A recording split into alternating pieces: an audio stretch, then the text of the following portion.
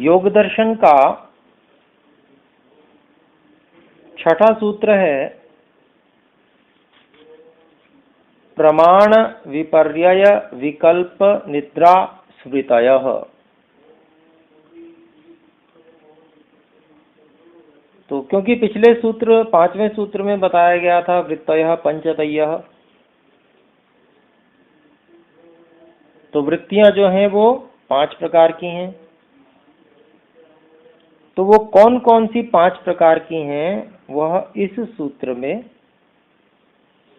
महर्षि पतंजलि बताते हैं। तो उसमें पहली वृत्ति हुई प्रमाण वृत्ति, दूसरी विपर्यय वृत्ति, तीसरी विकल्प वृत्ति, चौथी निद्रा वृत्ति और पांचवी स्मृति वृत्ति। तो इस प्रकार से ये 5 वृत्तियां जो चित्त में चलती हैं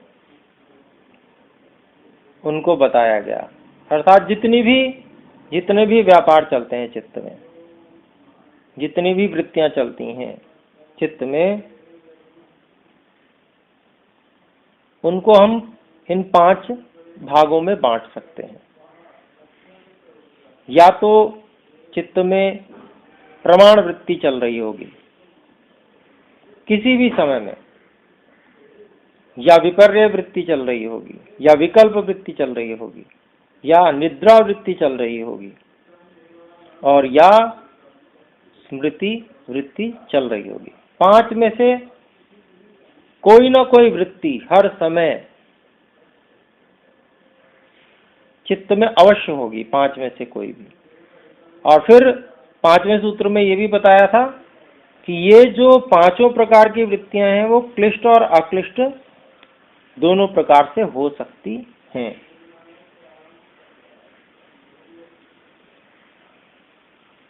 तो ये सूत्र केवल जो छठा सूत्र है वह वृत्तियों को गिनाने के लिए है। उनकी व्याख्या आगे सूत्रों में महर्षि पतंजलि स्वयं करते हैं और महर्षि व्यास भी उसमें बातें बताएंगे। तो अभी ये हमने जाना कि 5 वृत्तियां कौन कौन सी हैं, ये छठे सूत्र के माध्यम से। अब 7वें सूत्र पे आते हैं। तो 7वां सूत्र एक एक करके पहली जो वृत्ति है चित्त की उसको बताएगी, अर्थात प्रमाण वृत्ति को ये सूत्र बताएगा। तो 7वां सूत्र है प्रत्यक्षानुमानागमाः प्रमाणानि। अब इस सूत्र को हम अलग अलग कर रहे हैं, इसमें क्या क्या शब्द हैं। तो प्रत्यक्ष, अनुमान, आगमाः, प्रमाणानि। तो प्रमाण जो है वह 3 है। कौन कौन से 3 हैं महर्षि पतंजलि बताते हैं। प्रमाण प्रत्यक्ष प्रमाण है 1, अनुमान प्रमाण है 2, और आगम प्रमाण है जिसे हम शब्द प्रमाण भी कहते हैं।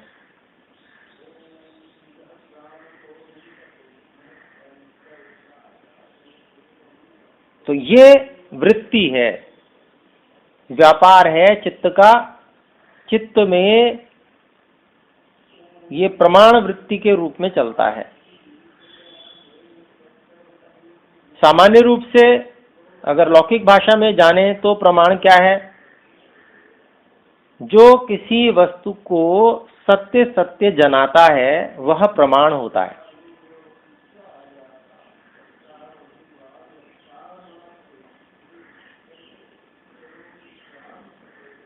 लेकिन चित्त में जब हम योग करना चाहते हैं, उस चित्त की अवस्था में एकाग्रता और या फिर निरुद्ध अवस्था, यह होगी तभी तो वह योग के अंतर्गत आएगा।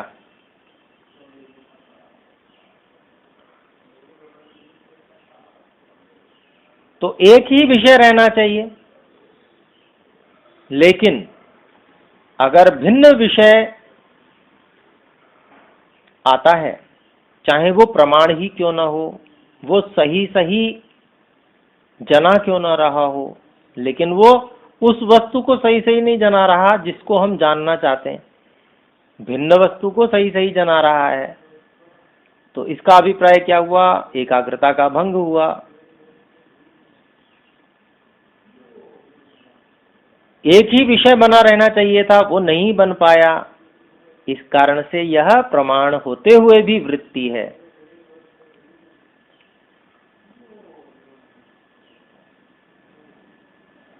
तो प्रत्यक्ष, अनुमान और आगम, ये तीन प्रमाण हैं। प्रमाण होते हुए भी ये वृत्ति हो सकती हैं। वस्तु को सही सही सत्य सत्य जनाने वाला होते हुए भी इनको वृत्तियों के अंतर्गत इसलिए गिना गया है क्योंकि उद्देश्य से भिन्न जो भी बात हो, चाहे वो सत्य ही क्यों ना हो, वह उस समय अपेक्षित नहीं है।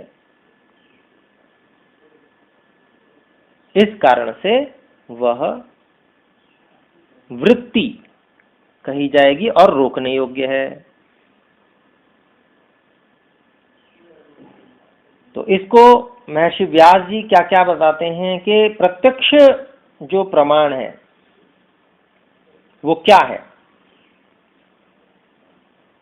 तो महर्षि व्यास जी बताते हैं कि प्रत्यक्ष प्रमाण का विषय यह है कि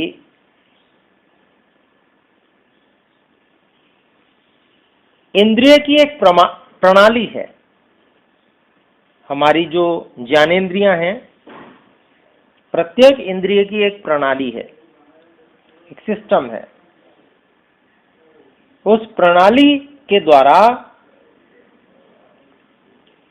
चित्त तक सूचना पहुंचाई जाती है।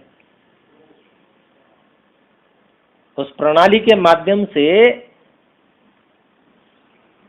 बाहरी वस्तु का संपर्क चित्त तक पहुंचता है, और जब उस प्रणाली के माध्यम से, इंद्रिय प्रणाली के माध्यम से चित्त तक बाहरी वस्तु का संपर्क होता है, तो चित्त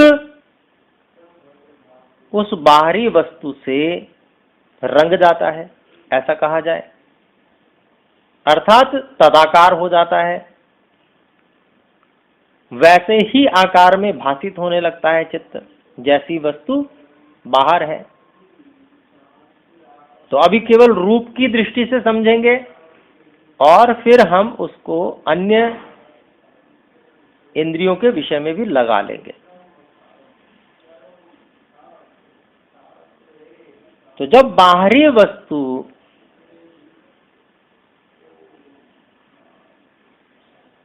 से चित्त रंग जाता है, इंद्रिय की जो प्रणाली है उसके माध्यम से,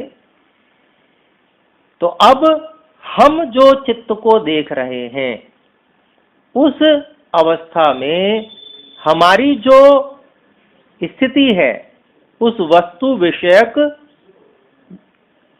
ज्ञान की, नॉलेज की, वो दो प्रकार की हो सकती है। एक प्रकार हो सकता है कि हम सामान्य जान रहे हैं, सामान्य रूप से जान रहे हैं। कैसे? सामान्य ज्ञान क्या होता है? जैसे ये एक आदमी है। क्यों आदमी है? तो हमें पता रहता है क्योंकि यह व्यक्ति देखने में ऐसा है कि जैसा एक आदमी होता है, दो पैर हैं, दो हाथ हैं, ठीक है।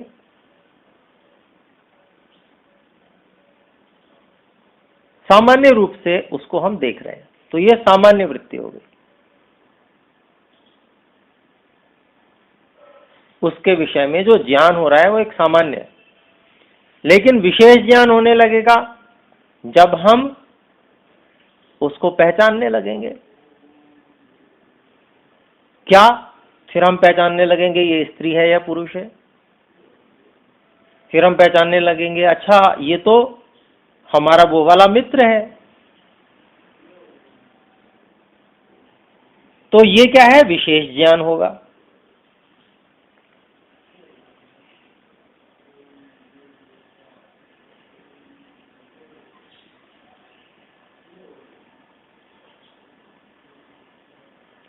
तो यह जो विशेष ज्ञान हो रहा है, यह जो विशेष ज्ञान कराने वाली वृत्ति है, इसी को प्रत्यक्ष प्रमाण कहते हैं।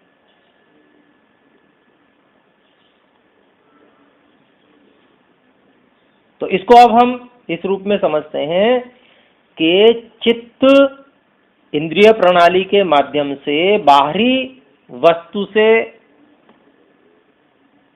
संपर्कित होता है, उस वस्तु का स्वरूप प्रदर्शित करता है, और उस स्वरूप प्रदर्शन में हम उस वस्तु की सामान्य और विशेष जो उसमें से ज्ञान मिल रहा है, उसमें से जब हम विशेष ज्ञान का निश्चय करने लगते हैं, कर लेते हैं, तो इस चित्त की वृत्ति को हम प्रत्यक्ष प्रमाण कहते हैं। अर्थात विशेष ज्ञान होना चाहिए, सामान्य ज्ञान से नहीं चलेगा काम। वस्तु के विषय में विशेष ज्ञान कराने वाली वृत्ति प्रत्यक्ष प्रमाण है। हम बैठे हुए ध्यान में और अचानक आवाज हुई। एक स्थिति ये कि आवाज कान में आई, हमने उस ओर ध्यान नहीं दिया, हमारा आकर्षण अपने विषय की तरफ है, जिस विषय पर हम चिंतन कर रहे हैं उस ओर आकर्षण है। लेकिन वो आवाज बहुत तेज थी और हमें पता चला कि ये इस चीज की आवाज है। कल्पना कीजिए हमारी गाड़ी आकर रुकी बाहर, और हमारी गाड़ी की आवाज हम बिल्कुल ठीक ठीक पहचानते हैं। तो उस समय अगर हमने पहचान लिया कि ये हमारी गाड़ी है, इसका मतलब ये प्रत्यक्ष प्रमाण वृत्ति हो गई, क्योंकि उसकी ध्वनि विशेष है। वैसी ही ध्वनि होती है, दूसरी गाड़ी की ध्वनि वैसी नहीं होती है। तो वो विशेष ध्वनि हम सूक्ष्मता से पहचानते हैं, तो हमने पहचान लिया कि ये ध्वनि ये हमारी गाड़ी है, प्रत्यक्ष है, ये प्रत्यक्ष प्रमाण वृत्ति है। किसका? चित्त ने किस चीज का साक्षात्कार कराया? ध्वनि का साक्षात्कार कराया। और फिर उस ध्वनि तो बहुत सारी होती हैं, लेकिन उस ध्वनि में भी हमने पहचान लिया कि हमारी वाली गाड़ी है ये। तो बस यह जो प्रत्यक्ष वृत्ति बन गई, और ये बाधक है, क्योंकि ध्यान तो करने बैठे थे हम किसी और चीज का, और हमने सुन ली आवाज, और आवाज में जो विशेष ज्ञान भी कर लिया। तो क्या हो गया? ये प्रत्यक्ष प्रमाण वृत्ति हो गई। प्रमाण वृत्ति जो बताई गई, 5 वृत्तियों में से प्रमाण वृत्ति बताई गई, उस प्रमाण वृत्ति में से एक भाग, 3 भाग करने हैं, प्रत्यक्ष, अनुमान और आगमन, तो एक भाग ये प्रत्यक्ष प्रमाण वृत्ति हुई। तो इस स्थिति में क्या होता है? इस स्थिति में महर्षि व्यास जी बताते हैं कि चित्त में जो परिणाम होता है, अर्थात चित्त जो बदल रहा है, कैसे बदला वो? बाहर की, इसी उदाहरण में ले लेते हैं, बाहर की आवाज के अनुसार बन गया वो। तो चित्त में जो परिणाम हुआ,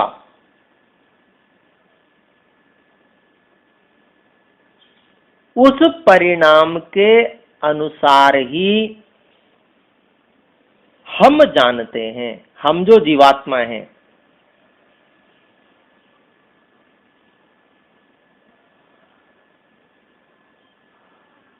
तो हमारा जो उस चित्त का व्यापार जानने का जो कार्य है, वह कैसा होता है? चित्त के जैसा होता है। जैसा चित्त हमें जना रहा होता है वैसा हम जानते हैं। तो इसका मतलब क्या हुआ? उस ज्ञान को, उस वृत्ति के द्वारा जो ज्ञान आ रहा है, उसको जानने वाला कौन है? उसको जानने वाले हम हैं। तो चित्त की वृत्ति का प्रयोजन क्या है? हमको जनाना। चित्त ने तो अपना काम किया, पर हम अपने काम से भटक गए। हम किस काम में लगे थे? हम उस काम से भटक गए, दूसरे काम में लग गए। तो चित्त का दोष नहीं है, हमने अपना आकर्षण दूसरी ओर कर लिया, यह हमारा दोष है। इस बात को लोग समझ नहीं पाते हैं और ये दोष लगाते हैं किसके ऊपर? हमारा मन ही नहीं मानता।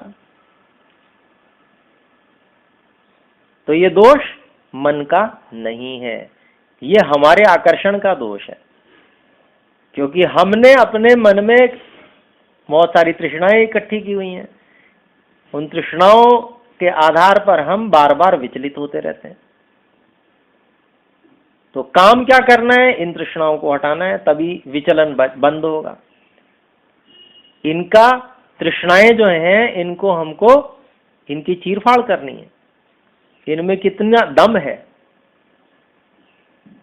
ये जो हम चाह रहे हैं, ये जो हमारी चाहना है बार बार इसके प्रति उसके प्रति, इसमें कितना दम है? अगर दम है तो ठीक है, बनी रहो तुम, और तुम में दम नहीं है तो हटो यहां से। यही काम करना है। चलिए आगे बढ़ते हैं।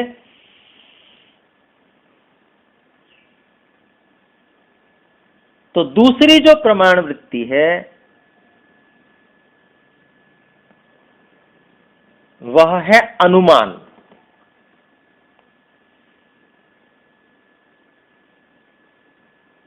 तो अनुमान वृत्ति क्या है, उसके बारे में महर्षि व्यास बताते हैं। प्रमाण वृत्ति के अंतर्गत ही दूसरी वृत्ति हो गई अनुमान वृत्ति। उसको अनुमान प्रमाण कह सकते हैं हम। तो प्रमाण जान जाएंगे तो वृत्ति भी जान जाएंगे। तो अनुमान प्रमाण क्या है?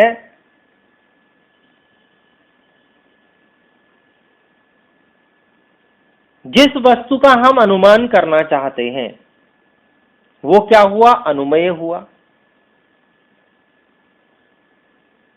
तो जिस वस्तु का हम अनुमान करना चाहते हैं उसके समान जितनी वस्तुएं हैं,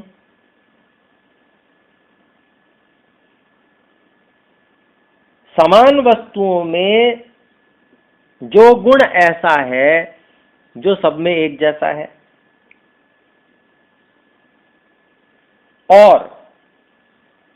और उससे भिन्न प्रकार की वस्तुएं हैं, वो भी हैं संसार में।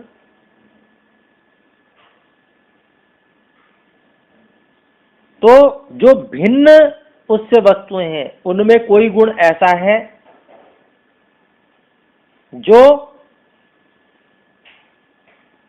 उस अनुमेय वस्तु को अन्य वस्तु से अलग करता है, भिन्नता प्रदर्शित करता है।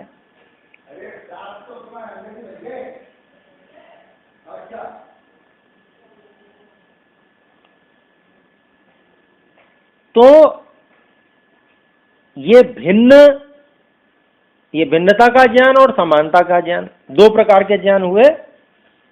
तो इन दोनों ज्ञानों में सामान्य रूप से जो निश्चय कराने वाली वृत्ति होती है,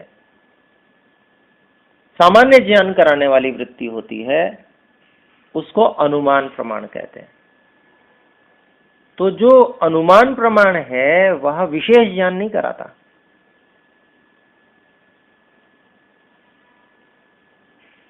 अब उदाहरण के लिए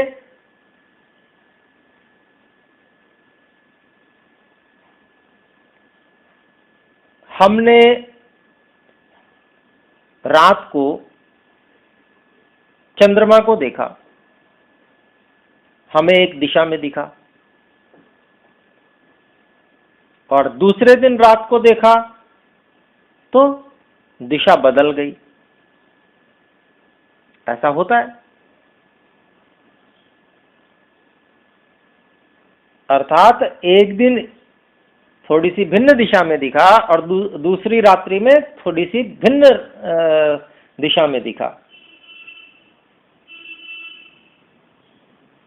तो ऐसी स्थिति में हम क्या अनुमान करेंगे कि चंद्रमा में गति है। यद्यपि चंद्रमा की गति को हम साक्षात रूप से नहीं देख रहे हैं कि चंद्रमा हिल रहा है या नहीं हिल रहा है, लेकिन हमने यह अनुमान कर लिया कि चंद्रमा में गति है। क्यों? क्योंकि जगह बदल रही है, और जगह बिना गति के बदला नहीं करती। कैसे? जैसे किसी व्यक्ति को हमने देखा कि वह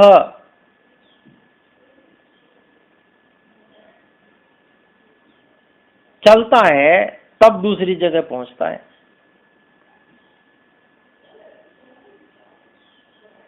स्थान परिवर्तन तभी होता है जब वह गति करता है, चलकर ही जाता है। बिना गति के उसमें स्थान परिवर्तन संभव नहीं है।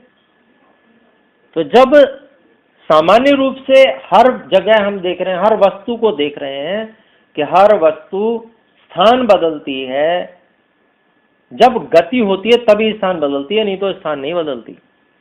तो इसका मतलब अगर चंद्रमा भी स्थान बदले हुए है तो इसका मतलब इसमें गति हुई थी, इसीलिए स्थान बदला।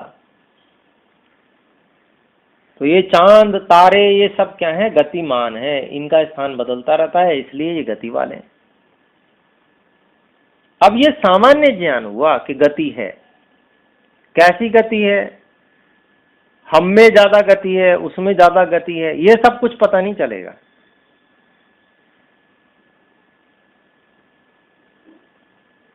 क्या अनुपात है हमारी गति और उसकी गति का, ये सब बिल्कुल ठीक ठीक पता नहीं चलेगा, लेकिन इतना पता चल जाएगा गति जरूर है। तो यह जो ज्ञान है ये अनुमान ज्ञान है।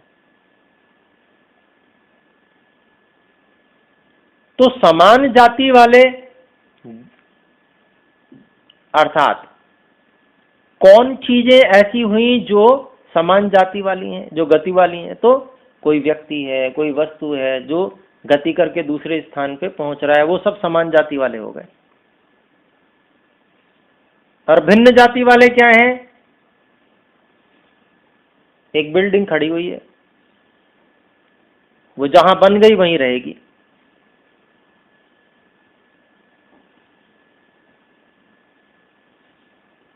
तो भिन्न वस्तु ये गति नहीं कर रही है, ये पता चला।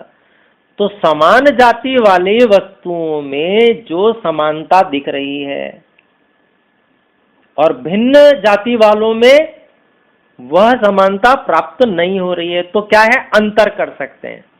अंतर करते करते हमें एक सामान्य ज्ञान निश्चय हो रहा है कि चंद्रमा में गति है। चंद्रमा बिल्डिंग के जैसा नहीं है, चंद्रमा व्यक्ति के जैसा है, उस वस्तु जैसा है जो स्थान बदलती है। तो एक सामान्य ज्ञान हमको हो रहा है, यही अनुमान प्रमाण है। अब यह वृत्ति होगी,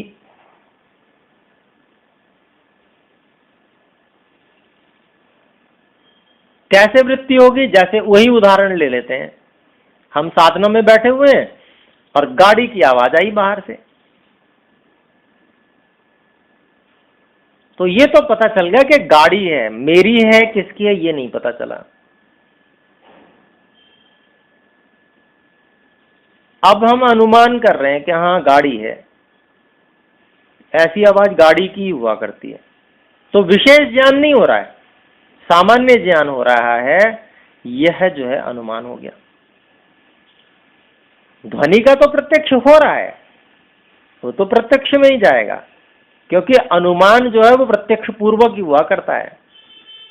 चंद्रमा को देखा, इतना प्रत्यक्ष तो वहां पर हो रहा है ना, लेकिन दूसरी जगह पे भी देखा दूसरे दिन, तो ये अनुमान हो रहा है कि उसमें गति भी है। ठीक इसी प्रकार से ध्वनि सुनी, उससे ध्वनि का तो प्रत्यक्ष हुआ, लेकिन कोई गाड़ी है, कौन सी है ये पता नहीं है। अपनी है तो पता है कि भाई सेंट्रो ही है, पीछे रंग वाली है, नहीं देखा है तो भी। तो ध्वनि के द्वारा सामान्य ज्ञान हो, यह अनुमान है।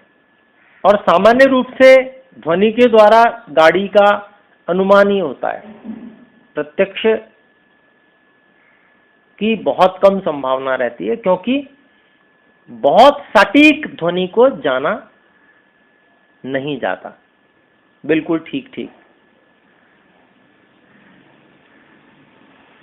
कि वो संसार में एक ही ऐसी गाड़ी होगी जिसका वैसी ही ध्वनि होगी और किसी की हो ही नहीं सकती। जब ये स्थिति आएगी तो प्रत्यक्ष में गिना जाएगा, सामान्य रूप से उसको अनुमान में ही गिना जाएगा, क्योंकि वो सामान्य ज्ञान करा रही है, वहां त्रुटि भी हो सकती है। प्रमाण हमेशा जो जनाएगा वो बिल्कुल सत्य ही जनाएगा, उसमें कोई असत्य की संभावना नहीं होगी।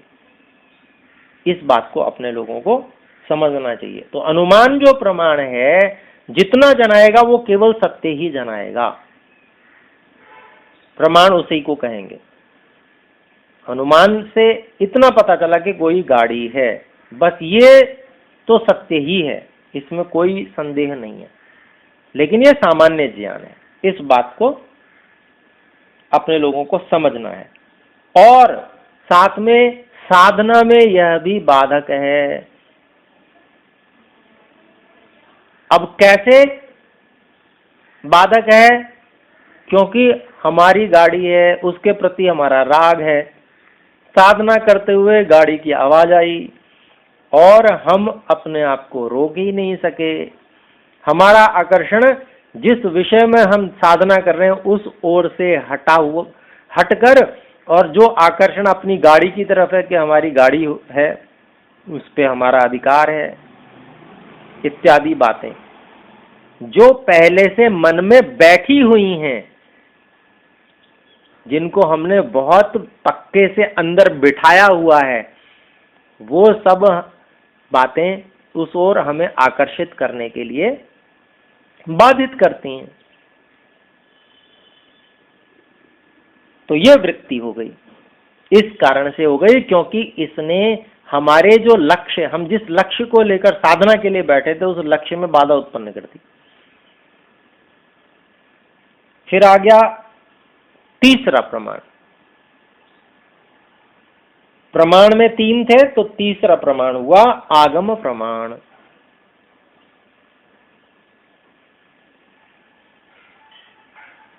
आगम प्रमाण शब्द प्रमाण को कहते हैं। इसके बारे में क्या बताते हैं, देखिए, महर्षि व्यास जी कहते हैं,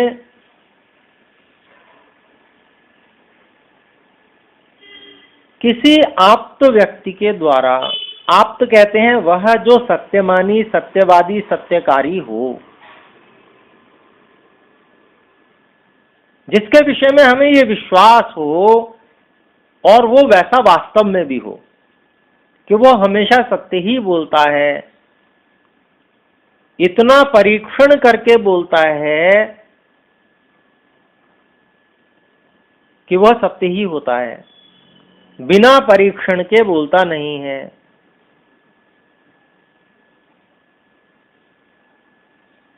तो वह सत्यवादी व्यक्ति हुआ, सत्य को ही मानने वाला सत्यमानी होता है। सत्यमानी का मतलब क्या हुआ कि किसी ने कुछ कहा और मान लिया, वैसा नहीं। जब तक वह प्रमाणों से सिद्ध न हो जाए तब तक न मानने वाला वो सत्यमानी होता है। और प्रमाण सत्य ही जनाता है, उसमें कहीं त्रुटि की संभावना नहीं है। तो सत्यमानी, सत्यकारी अर्थात वो सत्य के अनुसार ही आचरण करता है, जैसी सच्चाई है वैसे ही आचरण करता है। ऐसे सत्यमानी, सत्यवादी, सत्यकारी व्यक्ति आप्त कहलाते हैं। जैसे हमारे ऋषि लोग, वे आप्त हैं, सत्य ही जनाते हैं। तो जो आप्त के द्वारा देखा गया, अनुमान किया गया होता है, या कोई बात होती है जिसको उन्होंने जाना, प्रत्यक्ष के द्वारा जाना या अनुमान के द्वारा जाना, और उस ज्ञान को दूसरों को अपने ज्ञान को बताने के लिए कि मैंने ये जाना, यह बताने के लिए शब्दों के द्वारा वह उपदेश करता है। तो उन शब्दों के प्रति जो वृत्ति बनती है, किसकी? श्रोता की। कैसे बनेगी वृत्ति? कि वो जो शब्द होंगे उन शब्दों के तदाकार चित्त हो जाएगा, और जब चित्त तदाकार हो जाएगा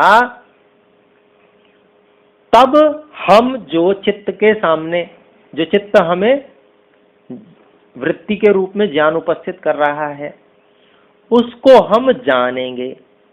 श्रोतु, सुनने वाले की जो वृत्ति होगी, जो उसका ज्ञान उत्पन्न हो रहा होगा, उस शब्द प्रमाण को सुनकर वो सत्य ही होगा। तो इस शब्द के कारण से उत्पन्न होने वाली जो वृत्ति है उसको शब्द प्रमाण कहते हैं। तो चित्त के व्यापार के अनुसार ही हमारी वृत्ति अर्थात हमारा ज्ञान होता है, और यह क्या है? शब्द प्रमाण है। तो यद्यपि यह भी सत्य है, क्योंकि सत्यवादी, सत्यमानी, सत्यकारी ने शब्दों के द्वारा बताया, और वही शब्द हमारे चित्त ने हमें उपस्थित किए, और वही ज्ञान हम कर रहे हैं। तो है तो सत्य, लेकिन फिर भी यह वृत्ति है। क्यों वृत्ति है? क्योंकि उस समय हमारा साधना का समय है। हम बैठे हैं और हम एक विषय को लेकर साधना कर रहे हैं। कल्पना कीजिए हम प्राण साधना कर रहे हैं, हमारा विषय प्राण है, और उस समय वेद मंत्र सुनाई देने लगा। वेदाहमेतं पुरुषं महांतं आदित्यवर्णं तमसः परस्तात्। अब ये मंत्र सुनाई देने लगा, तो है तो शब्द प्रमाण, बिल्कुल सत्य है, वेद का मंत्र है, परमात्मा की वाणी है। पर उस समय में जब हम प्राण साधना कर रहे हैं तो यह मंत्र भी वृत्ति है, वृत्तियों में गिना जाएगा ये। तो समय समाप्त हुआ, आज इतना ही रखते हैं, और इस विषय में जो भी शंकाएं हैं आप रखिएगा।